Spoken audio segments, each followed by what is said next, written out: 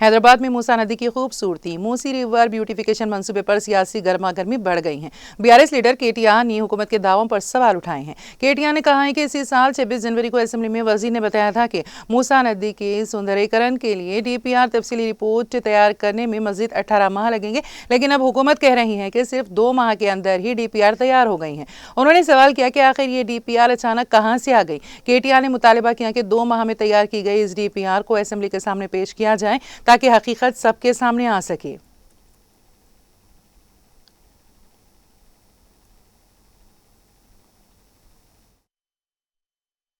పాకిస్తాన్లో బ్యాన్ చేసిండ్రు కంపెనీని, సింగపూర్లో బ్యాన్ చేసిండ్రు, అట్లాంటి కంపెనీకి ఇచ్చిండ్రు. సరే, వాళ్ళ మీద కేసులు ఉన్నాయి, అది కూడా మంత్రి గారు చెప్పాలా.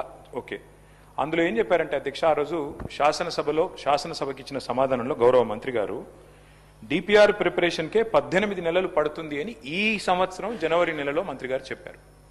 మరి డిపిఆర్ ప్రిపరేషన్కి 18 నెలలు పట్టే మాట నిజమే అయితే మళ్ళీ ఈరోజు మార్చిలో ఉన్నాం అధ్యక్ష. అంటే మంత్రి గారు సమాధానం చెప్పి 2 నెలలు కూడా కాలే.